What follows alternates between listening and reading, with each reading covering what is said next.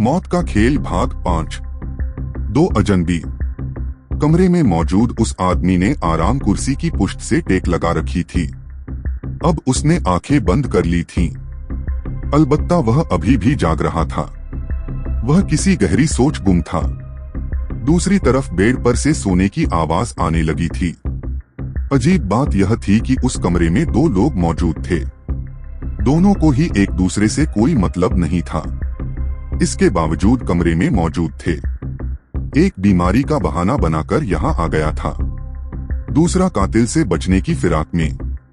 कुछ देर बाद बेड से खरखराहट भरी आवाज आने लगी। यह एक महिला की आवाज थी। शायद वह सोते में बड़बड़ा रही थी। बेड पर से आवाज आ रही थी, मैं तुम्हें मार दूंगी। तुमने मेरी जिंदगी अजीरन कर रखी है। तुम बहुत बुरे आदमी हो, नीच और घटिया आदमी हो। अचानक महिला ने बड़बड़ाना बंद कर दिया। शायद अनकॉन्शियसली उसे एहसास हो गया था कि वह सोते में बड़बड़ा रही है। महिला की इस बड़बड़ाहट पर आराम कुर्सी वाले ने आंख खोल दी थी। इसके बावजूद उसकी स्थिति में कोई भी परिवर्तन नहीं हुआ था। वह उसी तरह से टेक लगाए बैठा हुआ था। शायद वह नहीं चाहता था कि उसके रूम में गलती से आने वाली महिला को किसी तरह की शर्मिंदगी हो। बेड पर सोने वाली महिला उठकर वॉशरूम चली गई। कुछ देर बाद वह फिर लौट आई थी। दिलचस्प बात यह थी कि उसके पास मोबाइल था। वह चाहती तो वॉशरूम जाते वक्त उसकी टॉर्च का इस्तेमाल कर सकती थी, लेकिन उसने ऐसा नहीं किया था। शायद उसे डर रहा हो कि इस तरह से वह कातिल की निगाहों में आ सकती थी। वैसे भी इतनी बड़ी महफिल में कोई भी कातिल का शिकार बनकर बेवकूफों की श्रेणी में शामिल नहीं होना चाहता था। हर कोई यही कोशिश कर रहा था कि वह कातिल की निगाहों में किसी भी हाल में न आने पाए। तलाश। कोठी के फर्स्ट फ्लोर पर जूतों की आवाज सन्नाटे को चीरती हुई गूंज रही थी। यह आवाज बहुत भयानक लग रही थी। जूतों की यह आवाज माहौल को काफी डरावना बना रही थी। चलने वाला कोशिश कर रहा था कि आवाज न हो, लेकिन उसकी कोशिश का जरा भी असर नहीं हो रहा था। कुछ जूते आवाज करते ही हैं। वैसे भी गलियारे में कालीन नहीं बिछा हुआ था। वह आवाज धीरे धीरे दूर होती जा रही थी। उस आवाज से कई लोग सहम कर छुप गए थे। ऐसा महसूस हो रहा था जैसे वह सचमुच का कातिल हो और वह उन्हें कत्ल कर देगा। कातिल को एक शिकार की तलाश थी। वह हर तरफ सूंघता फिर रहा था। दूसरी तरफ लोग छुपते फिर रहे थे। यकीनन खेल बहुत दिलचस्प हो गया था। शुरू में खेल में शामिल लोगों को यह खेल महज चोर सिपाही जैसा बच्चों वाला खेल लगा था। बाद में सभी खेल को काफी गंभीरता से ले रहे थे। सर्दी की रात और ऊपर से जबरदस्त कोहरा, एक बड़ी सी कोठी और फार्म हाउस में मौत का खेल। इस खेल में शहर की तमाम बड़ी हस्तियां शामिल थीं। खेल काफी दिलचस्प हो गया था। कोठी का मेन गेट हल्की सी चर्र की आवाज के साथ खुल गया। कोहरे के हल्के से उजाले में लाल रंग का एक स्कॉर्फ लहराकर गायब हो गया था। कुछ देर बाद ही मेन गेट से एक मर्द का साया भी महिला के पीछे पीछे गया था। इसके बाद अथाह सन्नाटा पसर गया था। कोठी के भीतर कभी कभी कपड़ों की सरसराहट सुनाई दे रही थी। ऐसा लगता था जैसे कुछ लोग कातिल से बचने के लिए अपनी जगह बदलते घूम रहे हों। उन्हें खुद के सही जगह छुपे होने का भरोसा ही नहीं हो रहा था। यही वजह थी कि वह जगह बदल रहे थे। कोठी के मेन गेट का दरवाजा एक बार फिर खुला। हल्की सी आवाज हुई। कोई अंदर आया था। फिर किसी के दबे पांव सीढ़ी पर चढ़ने की आवाज सुनाई दी। ऐसा लगता था कि कोई बहुत आहिस्ता आहिस्ता सीढ़ी चढ़ रहा हो। वह पूरी कोशिश कर रहा था कि किसी को पता न चले। कोठी में हर तरफ अब सन्नाटे का राज था। ऐसा लगता था या तो कातिल कहीं खामोशी से खड़ा टोह लेने की कोशिश कर रहा है, या फिर वह फार्म हाउस में शिकार की तलाश में निकल गया है। इस खामोशी से कोठी में छिपे बैठे लोग बेचैनी महसूस कर रहे थे। उन्हें ऐसा लग रहा था कि जरा सा सर बाहर निकाला और कातिल के खूनी पंजों के शिकार बन ही जाएंगे। इस खेल में एक दिलचस्प पहलू यह भी था कि कुछ लोग फार्म हाउस में छुपने के लिए निकल गए थे। उन्हें लगा था कि वह वहां ज्यादा सुरक्षित और आजाद रहेंगे। बाहर उन्हें जब सर्दी लगी तो कुछ लोग तो गैराज की तरफ निकल गए। वहीं कुछ लोगों ने घोड़ों के अस्तबल का रुख किया था। कुछ देर बाद ही लीद की बदबू ने उनका दिमाग भन्ना दिया था। वह किसी तरह से वहां से निकल भागे थे। अब वह गार्ड के रूम में बैठे अंगीठी ताप रहे थे। अलबत्ता उनका दिमाग कोठी की तरफ ही लगा हुआ था। यह कुल 3 लोग थे। इनमें एक महिला थी। गार्ड यह सोच सोच कर परेशान था कि यह साहब लोग आखिर उसके कमरे में क्यों आ गए हैं। क्या कुछ गड़बड़ हो गई है? मजबूरी यह थी कि वह पूछ भी नहीं सकता था। कहीं दूर किसी भेड़िए के रोने की आवाज बहुत खौफनाक मालूम दे रही थी। फिर उसकी आवाज में आवाज मिलाकर एक दूसरा भेड़िया भी रोया था। कोठी की शीशे की बड़ी सी खिड़की से एक चमगादड़ टकराकर जमीन पर गिर पड़ा था। उसके पैरों की फड़फड़ाहट सन्नाटे में साफ सुनाई दे रही थी। अचानक कोठी के मेन गेट के सामने लान में किसी के गिरने की आवाज सुनाई दी। ऐसा लगता था कि कोई वजनी चीज गिरी हो। उसके बाद किसी के जोर जोर से शोर मचाने की आवाज आई, प्लीज कम इन। कातिल अपना काम कर चुका है, आ जाइए सभी, कोई कातिल का शिकार हो गया है। कुछ देर बाद ही किसी ने मेन स्विच ऑन कर दिया। इसके साथ ही पूरी कोठी तेज रोशनी से जगमगा उठी। तमाम लोग अलग अलग जगहों से निकल कर लॉन में जमा हो रहे थे। फार्म हाउस में छुपे लोग भी वहां जमा हो गए थे। गलती, जिस कमरे में वह आदमी आराम कुर्सी पर बैठा हुआ था वहां भी तेज रोशनी हो गई। रोशनी के असर से बेड पर लेटी महिला उठकर बैठ गई। वह वनिता थी। सबसे पहले उसकी नजर आराम कुर्सी पर बैठे हुए शख्स पर पड़ी। वह आदमी अभी भी आंख बंद किए अधलेटा था। वनिता को अपनी गलती का एहसास हो गया था। वह अंधेरे में एक गलत कमरे में घुस आई थी। उसने चुपचाप बेड से उतरकर अपनी जूती पहनी और खामोशी से धीरे धीरे दरवाजे की तरफ बढ़ गई। उस आदमी ने घूमकर उसकी तरफ देखा। वनिता दरवाजा खोल रही थी। वह तेजी से बाहर निकल गई और दरवाजे को वैसे ही भेड़ दिया।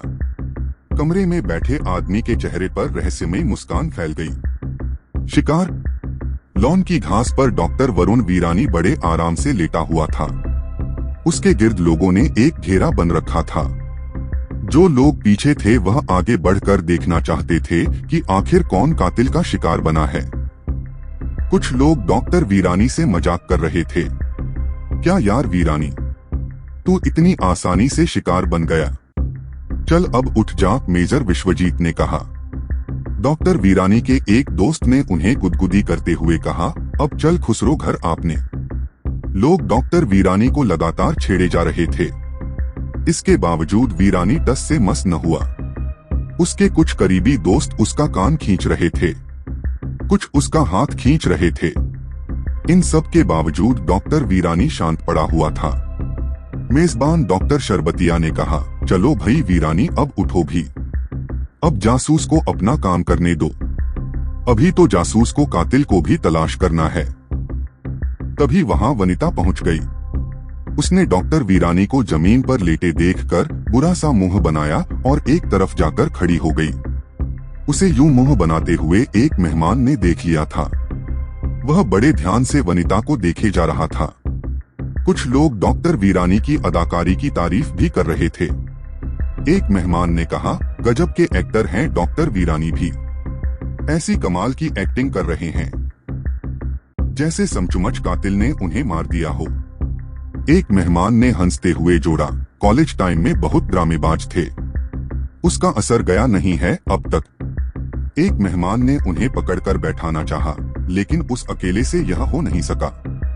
इसके बाद एक और मेहमान डॉक्टर वीरानी के करीब आया और फिर दोनों ने उन्हें उठाकर बैठा दिया। उन्होंने जैसे ही वीरानी को छोड़ा वह धम से जमीन पर गिर पड़ा।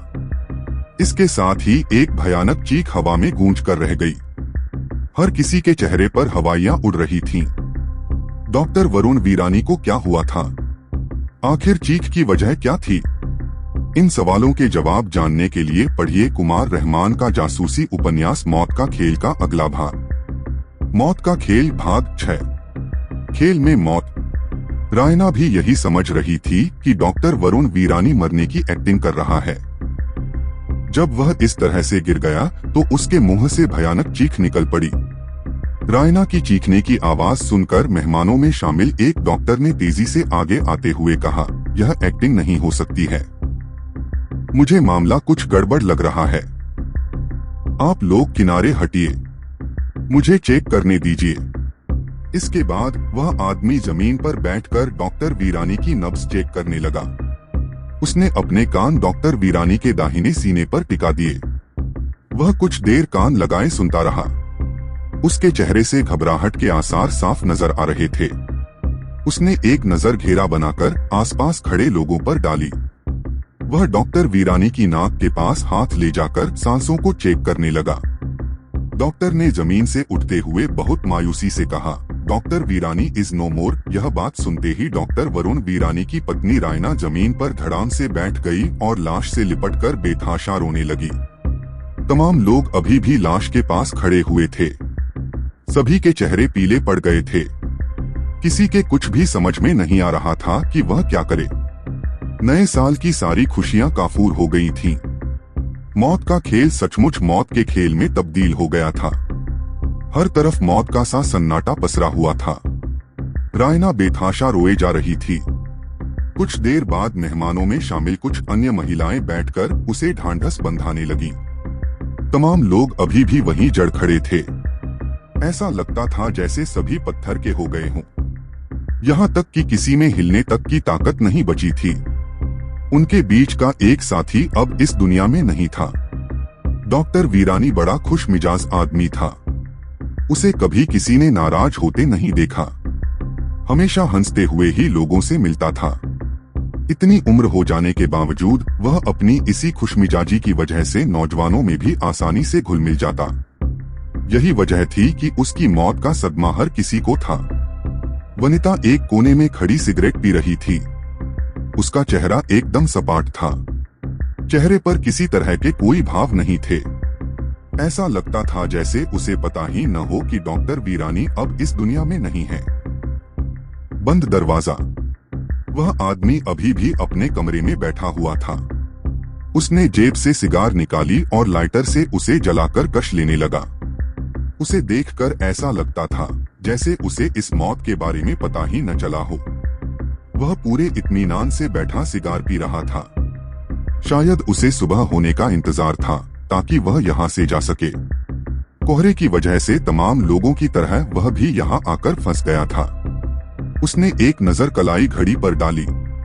उसके बाद खिड़की से बाहर देखने लगा। खिड़की से जरा सा पर्दा हटा हुआ था। वहां से बाहर धुआं सा नजर आ रहा था। 31st नाइट का ऑर्गेनाइजर और इस कोठी का मालिक राजेश शरबतिया दबे पाव बड़ी खामोशी से धीरे धीरे अजनबी के कमरे की तरफ बढ़ रहा था। वह कमरे के सामने जाकर रुक गया। कुछ देर यूं ही खड़ा कमरे के अंदर की गतिविधियों को भांपने की कोशिश करने लगा। इसके बाद उसने बड़ी खामोशी से दरवाजे में बाहर से सिटकिनी लगा दी। इस काम से फारिग होने के बाद राजेश शरबतिया चुपचाप उसी तरह से दबे पाव लाश के पास लौट आया। चूंकि सभी लोग कोठी के बाहर लॉन में ही मौजूद थे, इसलिए कोई भी उसकी यह हरकत देख नहीं सका। वैसे भी वह इस कोठी का मालिक था। किसी को ख्याल भी नहीं हुआ कि वह अंदर क्या करने जा रहा है। राजेश शरबतिया लाश के पास आने के बाद कुछ देर यूं ही सबसे पीछे खामोशी से खड़ा रहा। उसके बाद उसने लोगों को मुखातिब करते हुए धीमा आवाज में कहा, मित्रों, हम लोग यहाँ एक खेल खेल रहे थे। उस खेल के अंत के रूप में हमारे सामने एक लाश पड़ी हुई है। यहाँ कोई भी किसी का दुश्मन नहीं है। ऐसी हालत में किसी को इस कत्ल के लिए जिम्मेदार ठहराना सही नहीं होगा। इस मौत को महज एक हादसा या इत्तेफाक ही माना जाना चाहिए। कुछ देर की खामोशी के बाद राजेश शरबतिया ने बात आगे बढ़ाते हुए कहा, हम में से किसी को नहीं मालूम कि इस खेल में किसका किया रोल था। मैं सभी मेहमानों से गुजारिश करूंगा कि वह अपनी अपनी पर्चियां नष्ट कर दें, ताकि यह पता न चल सके कि इस खेल में किसका क्या किरदार था। पर्ची डिस्ट्रॉय करने तरीका यह है कि बारी बारी से मेहमान हाल के आतिशदान तक जाएं और अपनी पर्ची आग के हवाले कर दें। इस तरह किसी को किसी पर शक करने का मौका नहीं होगा। दुनिया का कोई भी समझदार आदमी कत्ल के जुर्म में शामिल होना नहीं चाहेगा।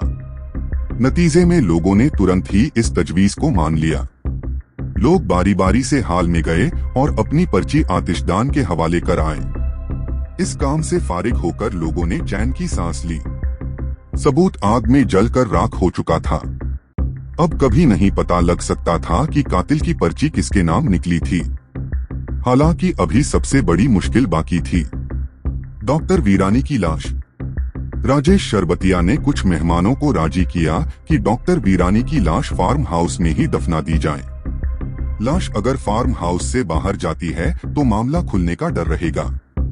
बेहतर है कि यहीं फार्म हाउस में उसका अंतिम संस्कार कर दिया जाए। मसला यह था कि रायना को कैसे राजी किया जाए। हालांकि डॉक्टर वरुण वीरानी का रायना के अलावा इस दुनिया में कोई भी नहीं था। रायना खुद मौके पर मौजूद भी थी। राजेश शरबतिया ने रायना से इस मुद्दे पर बात की तो उसने कहा कि वह डॉक्टर वीरानी की लाश घर ले जाना चाहती है।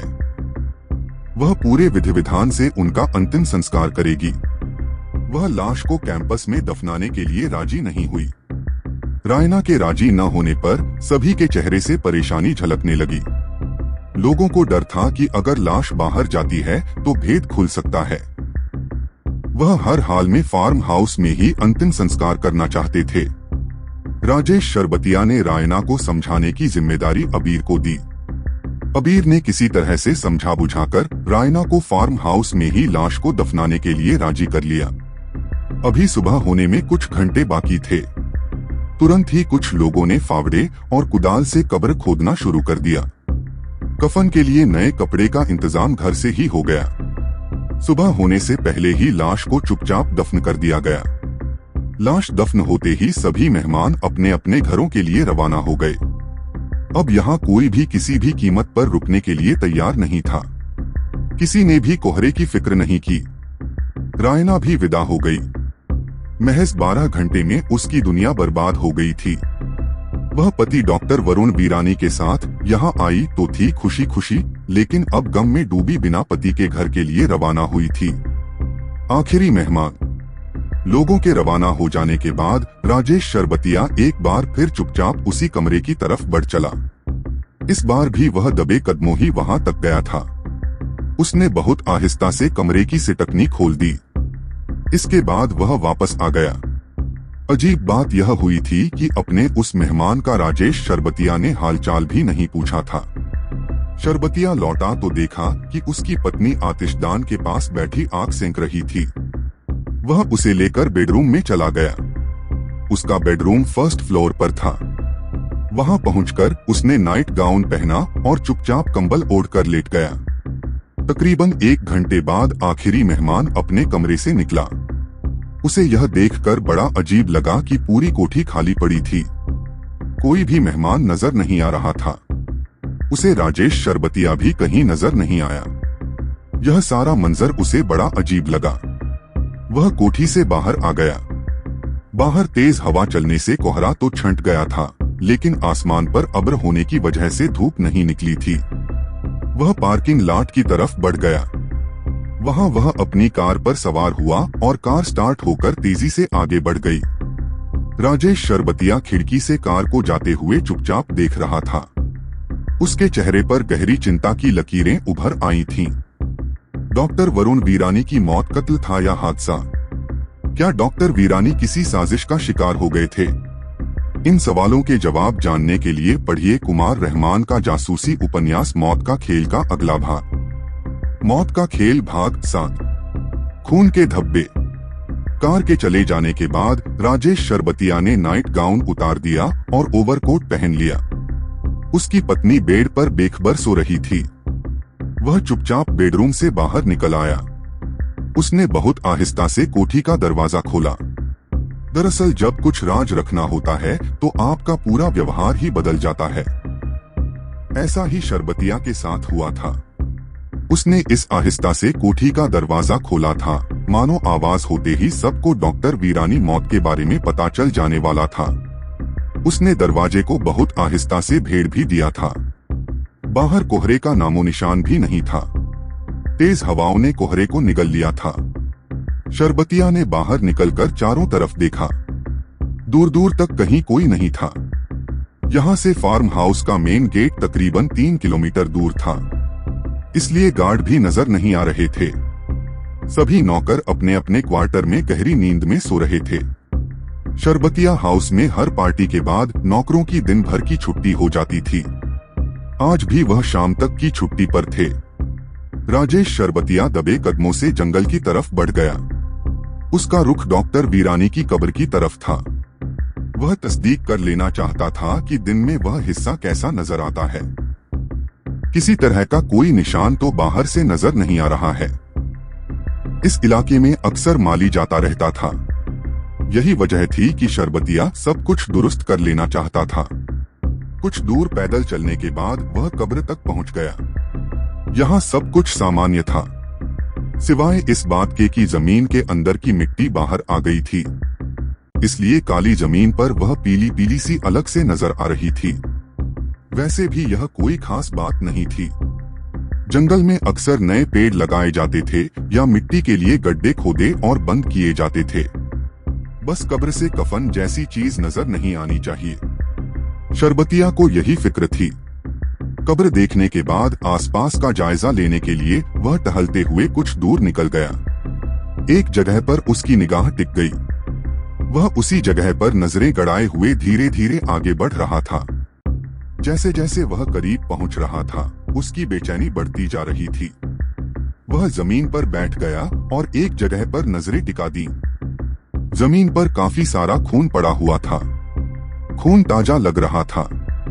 उसकी चमक अभी तक बरकरार थी। शरबतिया बहुत ध्यान से उन धब्बों को देखने लगा। खून के धब्बे वह बड़बड़ाया। उसने नजर उठाकर देखा तो जमीन पर खून की बूंदें काफी दूर तक चली गई थीं। वह उठ गया और उन बूंदों का पीछा करने लगा। यह बूंदें चहारदीवारी तक गई थीं। चहारदीवारी काफी ऊंची थी। वह चहारदीवारी के नजदीक रुककर कुछ सोचने लगा। उसके बाद एक बार फिर वह खून की बूंदों का पीछा करते हुए उस जगह पर लौट आया जहां ढेर सारा खून पड़ा हुआ था। शरबतिया कुछ देर तक वहीं खड़ा रहा। उसके चेहरे पर परेशानी साफ झलक रही थी। ऐसे खून के धब्बे फार्म हाउस पर पहली बार नजर आए थे। उसकी कुछ समझ में नहीं आ रहा था। वह एक बार फिर से डॉक्टर वरुण वीरानी की कब्र की तरफ आ गया। उसने बहुत ध्यान से कब्र को देखा। कब्र में दफनाए जाने के बाद से अब तक कोई तब्दीली नहीं आई थी। फिर खून, यह सवाल उसके ज़हन में अटक कर रह गया था। शरबतिया चिंतामग्न हालत में धीमे कदमों से चलते हुए कोठी की तरफ चल पड़ा। एक रात में कितना कुछ बदल गया था। नए साल की पार्टी उसके लिए वबाले जान बन गई थी। इससे पहले उसने जाने कितनी पार्टियां की थीं। इस पार्टी ने उसे बड़ी मुसीबत में डाल दिया था। इस बात का राजेश शरबतिया को बहुत गहराई से एहसास था। वैसे भी वह बिजनेसमैन था। उसका ऐसी बातों से कभी वास्ता ही नहीं पड़ा था। लाश और कब्र। जब राजेश शरबतिया कोठी में पहुंचा तो ड्राइंग रूम में उसने रायना को बैठे हुए पाया। रायना सुबह सुबह शरबतिया हाउस पहुंच गई थी। वह अपने साथ फूलों का एक गुलदस्ता लाई थी। जिस तरह से डॉक्टर वीरानी का अंतिम संस्कार किया गया था, उससे वह काफी विचलित थी। यही वजह थी कि वह सुबह सुबह ही एक गुलदस्ते के साथ शरबतिया हाउस आ गई थी। वह उस गुलदस्ते को कब्र पर चढ़ाने के लिए लाई थी। शरबतिया और रायना ड्राइंग रूम में बैठे हुए थे। दोनों ही खामोश थे, जैसे उनके पास कहने को ज्यादा कुछ न हो। वैसे भी जिन हालातों में डॉक्टर वरुण वीरानी की मौत हुई थी, इससे राजेश शरबतिया भी परेशान था। दोनों ने साथ चाय पी और फिर कोठी से बाहर आ गए। सुबह के 8 बजे थे और हल्की हल्की धूप फैली हुई थी। आज कोहरा तो नहीं था, लेकिन सर्दी काफी ज्यादा थी। रायना और शरबतिया डॉक्टर वीरानी की कब्र की तरफ जा रहे थे। दोनों की चाल काफी धीमी थी। रायना ने अपने हाथों में गुलदस्ता संभाल रखा था। कुछ देर बाद दोनों कब्र के करीब पहुंच गए। कब्र की तरफ नजर उठते ही रायना के मुंह से हल्की सी चीख निकल गई। वह भागकर कब्र तक पहुंची। उसे अपनी आंखों पर यकीन ही नहीं हो रहा था। उसने पलटकर शरबतिया की तरफ देखा। वह भी तेज कदमों से कब्र की तरफ भागा आ रहा था। कब्र की हालत देखकर उसके भी होश उड़ गए। कब्र खुदी पड़ी थी और लाश गायब थी। शरबतिया इतनी सर्दी में भी पसीने से तर हो गया। रायना धप से जमीन पर बैठ गई। वह दोनों हाथों से मुंह छिपाकर सिसकी ले लेकर रोने लगी। शरबतिया हवनको की तरह चारों तरफ देख रहा था। अचानक वह दौड़ते हुए चहारदीवारी तक गया और लौट आया। वह इसी तरह से चारों दिशाओं में भागता फिर रहा था। वह दूर दूर तक देख आया, उसे कहीं कुछ भी नजर नहीं आया। शरबतिया रायना के पास आकर खड़ा हो गया। भागने से उसकी सांस फूल रही थी। वह पसीने से पूरी तरह से तर हो रहा था। उसे चक्कर आने लगे और वह भी कब्र के पास जमीन पर बैठ गया। दोनों काफी देर तक ऐसे ही बैठे रहे। कुछ देर बाद जब दोनों के होश बहाल हुए तो वह उठकर खड़े हो गए। दोनों की समझ में नहीं आ रहा था कि कब्र से लाश कहाँ गायब हो गई है। शरबतिया और रायना ने एक बार फिर जंगल को दूर दूर तक छान मारा, लेकिन उन्हें लाश कहीं नहीं मिली। लाश कौन कहे, किसी तरह का कोई सुराग भी हाथ नहीं लगा। अलबत्ता राजेश शरबतिया रायना को उस जगह से दूर रखने में कामयाब रहा था जहां खून के धब्बे पड़े हुए थे। उसे मालूम था कि अगर रायना ने खून के धब्बे देख लिए तो उसे समझा पाना मुश्किल होगा। वह इन धब्बों को डॉक्टर वीरानी की मौत से जोड़कर देखेगी और उसे संतुष्ट कर पाना फिलहाल राजेश शरबतिया के बूते की बात नहीं थी। हर तरफ से निराश होकर दोनों कोठी में लौट आए। रायना फूलों का गुलदस्ता वहीं छोड़ आई थी। दोनों आकर सोफे में धंस गए। दोनों देर तक शांत बैठे रहे। शरबतिया के चेहरे पर हवाइयां उड़ रही थीं। रायना भी काफी परेशान नजर आ रही थी। कुछ देर बाद उसने राजेश शरबतिया से पूछा, आपके फार्म हाउस से लाश भला कैसे गायब हो सकती है? यही मेरी समझ में भी नहीं आ रहा है। राजेश शरबतिया के लहजे से परेशानी साफ झलक रही थी। लेकिन ऐसा कैसे हो सकता है कि 24 घंटे में आपके फार्म हाउस से एक लाश गायब हो जाए? रायना ने चुभते हुए लहजे में कहा। यह चुभन राजेश शरबतिया ने भी साफ महसूस कर ली थी। उसने जरा तेज आवाज में कहा, तो तुम मुझे इसके लिए जिम्मेदार ठहरा रही हो? यह फार्म हाउस आपका है मिस्टर शरबतिया, और मेरे पति की लाश यहाँ से गायब हुई है। इसकी जिम्मेदारी आपकी ही बनती है। रायना का लहजा भी तेज हो गया था। तो तुम्हारा कहने का मतलब यह है कि मैं बैठकर तुम्हारे पति की लाश रखाता रहता? राजेश शरबतिया की आवाज अब भी तेज थी। यह मत भूलो मिस्टर शरबतिया कि मेरे पति का कत्ल तुम्हारे फार्म हाउस में हुआ है। यह मेरी शराफत थी कि मैंने आपकी बात मान ली और पुलिस में शिकायत नहीं की, वरना रायना ने बात अधूरी छोड़ दी। उसकी इस बात पर राजेश शरबतिया ढीला पड़ गया। कुछ देर की खामोशी के बाद उसने रायना को समझाते हुए कहा, देखो रायना, यह सच है कि लाश कब्र से गायब है और यह फार्म हाउस भी मेरा ही है, लेकिन इसके लिए मैं किसी भी तरह से जिम्मेदार नहीं हूँ। यकीन मानो मैं सुबह ही कब्र पर गया था। उस वक्त वहाँ सब कुछ सामान्य था। उसकी इस बात पर रायना कुछ नहीं बोली। ड्राइंग रूम में खामोशी छाई हुई थी। घड़ी की सुई की आवाज घंटे की आवाज जैसी गूंज रही थी। कुछ देर बाद शरबतिया ने कहा, मुझे लगता है कि मौजूदा हालात से हमें बाकी दोस्तों को भी अवगत करा देना चाहिए। जैसा आप बेहतर समझें, रायना ने संक्षिप्त सा जवाब दिया। मैं बाकी दोस्तों को भी यहीं बुलाए लेता हूँ, शरबतिया ने कहा और उठकर लैंडलाइन से तमाम दोस्तों को फोन मिलाने लगा। जाने क्यों उसने मोबाइल फोन का इस्तेमाल नहीं किया था। राजेश शरबतिया एक ऊंची कुर्सी पर बैठा डायरी से नंबर निकाल कर सभी दोस्तों को फोन मिला रहा था। शरबतिया की पीठ रायना की तरफ थी। अचानक ही रायना बड़ी खामोशी से उठ खड़ी हुई। वह दबे पांव कोठी के अंदरूनी हिस्से की तरफ चली गई। डॉक्टर वरुण वीरानी की लाश गायब होने का राज क्या था? रायना इस तरह से खामोशी से कोठी में क्या करने गई थी? इन सवालों के जवाब जानने के लिए पढ़िए कुमार रहमान का जासूसी उपन्यास मौत का खेल का अगला भाग। मौत का खेल भाग 8। शीर्ष आसन। Sergeant Salim new year party से लौटने के बाद जमकर सोना चाहता था, लेकिन लगातार बजते फोन ने उसकी नींद में खलल डाल दिया था। उसने नींद में ही फोन उठाया और तेज आवाज में दहाड़ा, रॉन्ग नंबर। इसके बाद उसने फोन काट दिया और फिर सो गया। अभी वह नींद की वादी में उतरा ही था कि फिर से फोन की घंटी बज उठी। उसकी फिर से आंख खुल गई। उसने फोन रिसीव किया और गुस्से में चिल्लाने जा ही रहा था कि दूसरी तरफ की आवाज सुनकर मुंह खुला का खुला ही रह गया। चिल्लाने का इरादा गले में ही दम तोड़ गया। दूसरी तरफ से सोहराब की आवाज आई, मैं नाश्ते पर तुम्हारा इंतजार कर रहा हूँ। जवाब में सलीम ने कहा, मेरा पेट भरा हुआ है, आप मेरा हिस्सा भी खा लीजिए। एक गिलास बर्फ का पानी काफी होगा आपके लिए, सोहराब ने उधर से कहा। इस धमकी ने असर किया और सलीम कूदकर बिस्तर से बाहर आ गया। वह सीधा वॉशरूम में घुस गया। उसे डर था कि कहीं सोहराब सचमुच उस पर बर्फ का ठंडा पानी न डाल दे। ऐसी सर्दी में बर्फ के पानी की बात सुनकर ही उसे कपक भी आने लगी। जब सलीम डाइनिंग टेबल पर पहुंचा तो सोहराब किसी से फोन पर बात कर रहा था। सलीम उसके सामने मुंह बनाकर बैठ गया। सोहराब फोन से फारिग हुआ तो उसकी नजर सीधे सलीम पर पड़ी।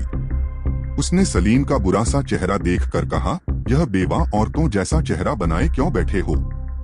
माथे पर लगा सिंदूर भी साफ कर लेना चाहिए था। जवाब में सलीम ने मेज से टिश्यू पेपर उठाया और सर पर रगड़ने लगा। उसकी इस हरकत पर सोहराब भन्ना गया। उसने कहा, तुम्हारी इन बेहुदा हरकतों पर लड़कियां खुश होती होंगी, मैं नहीं। काम के वक्त सीरियस रहा कीजिए। सलीम उठा और दीवार से लगकर शीर्ष आसन करने लगा। उसके बाद उसने कहा, मैं अब सीरियस हो गया हूँ। काम बताइए, मैं तुम्हारे दोनों कान उखाड़कर हाथ पर दे दूंगा, सोहराब ने हंसते हुए कहा। सलीम लौटकर कुर्सी पर बैठ गया। सोहराब ने उसे एक लिफाफा देते हुए कहा, इसमें 2 लोगों के नाम, पते और फोटो हैं। इन्हें चेक करो। इनकी पिछले 2 साल की सारी गतिविधियां चाहिए। यह भी कि इनका आपस में रिश्ता कैसा है। तुम्हारे पास शाम तक का वक्त है। शाम तक काम न हुआ तो, सलीम ने फिर छेड़ा। चुल्लू भर पानी कहीं भी मिल जाएगा, सोहराब ने गंभीरता से कहा और नाश्ता करने लगा। सोहराब की गंभीर सूरत देखकर सलीम की फिर कुछ कहने की हिम्मत न हुई। वह भी चुपचाप नाश्ता करने लगा। नाश्ता करने के बाद उसने अपने लिए कॉफी बनाई और मग हाथ में उठाकर अपने रूम की तरफ चल दिया। अब उसका यहाँ बैठकर कॉफी पीना बेकार था। वह सोहराब को गंभीर देखकर अक्सर वहाँ से टल जाया करता था। सलीम के जाने के बाद सोहराब ने सिगार सुलगाया और उठकर लाइब्रेरी की तरफ चला गया। वह गहरी सोच में डूबा हुआ था। तलाशी। रायना को यकीन था कि राजेश शरबतिया को सभी दोस्तों को फोन करने में कम से कम आधा घंटा जरूर लगेगा। वह मौके का फायदा उठाते हुए चुपचाप कोठी की तलाशी लेने के लिए उठ गई। जाने क्यों उसे शक था कि लाश को गायब करने में राजेश शरबतिया का हाथ है। वह पूरी कोठी की तलाशी लेना चाहती थी। उसे एक बात का खौफ हो रहा था कि कहीं शरबतिया लाश को गायब करके उसे तो फंसाना नहीं चाहता है। रायना की समझ में इसकी एक वजह भी थी। शरबतिया उसे पसंद करता था। वह कई बार उसे प्रपोज भी कर चुका था। वह चाहता था कि रायना डॉक्टर वरुण वीरानी को तलाक दे दे और उसकी रखैल बनकर रहे। वह उसका पूरा ऐशो आराम पूरा के लिए भी तैयार था। बाकायदा वह राजधानी में अपनी एक कोठी उसके नाम तक करने को राजी था। रायना ने उसे साफ मना कर दिया था। उसने कहा था कि वह डॉक्टर वरुण वीरानी के साथ खुश है। रायना को लग रहा था कि उसे परेशान करने के लिए ही शरबतिया ने लाश को गायब किया है। रायना यह बात इशारे इशारे में शरबतिया से कह भी चुकी थी। इसके बाद शरबतिया भन्ना गया था। शरबतिया को डर था कि कहीं रायना बखेड़ा न खड़ा कर दे, इसीलिए उसने अपनी सपोर्ट में तुरंत ही दोस्तों को बुलाने का फैसला कर लिया था। वह बिना वक्त गवाए रात की पार्टी में मौजूद दोस्तों को बुलाने के लिए फोन कर रहा था। रायना जल्दी जल्दी कोठी के तमाम कमरों को चेक कर रही थी। उसने सबसे पहले नीचे की मंजिल के तमाम कमरे चेक कर डाले। उसके बाद वह ऊपर की मंजिल पर चली गई। वहां भी उसे कोई सुराग नहीं मिला। अलबत्ता उसे एक कमरे में मिसेस शरबतिया सोते जरूर मिली। उसने चुपचाप दरवाजा बंद कर दिया और नीचे उतर आई। नीचे राजेश शरबतिया अभी भी फोन करने में बिजी था। फोन कॉल कट करने के बाद उसने रायना की तरफ पलटते हुए पूछा, तुम कहाँ चली गई थी? वॉशरूम, रायना ने संक्षिप्त सा उत्तर दिया। शरबतिया ने कुछ नहीं कहा और फिर फोन करने में बिजी हो गया। उसने 2 और फोन कॉल किए और उसके बाद उठकर रायना के पास आकर बैठते हुए कहा, मैंने कुछ खास दोस्तों को ही बुलाया है, वह अभी कुछ देर में आते ही होंगे। इससे फायदा क्या होना है? रायना ने खुश्क लहजे में पूछा। उसके इस सवाल पर शरबतिया गड़बड़ा गया।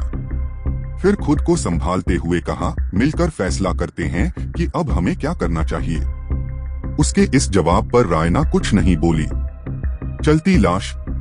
तकरीबन 2 घंटे बाद शरबतिया हाउस में लोगों का आना शुरू हो गया। 1 घंटे के अंतराल पर तमाम लोग आ गए थे। अलबत्ता कुछ लोगों ने किसी न किसी बहाने से आने से मना भी कर दिया था। यह वह लोग थे जो कत्ल जैसे मामले से खुद को दूर रखना चाहते थे। आने वालों में वही लोग थे जिनके शरबतिया से बहुत गहरे रिश्ते थे।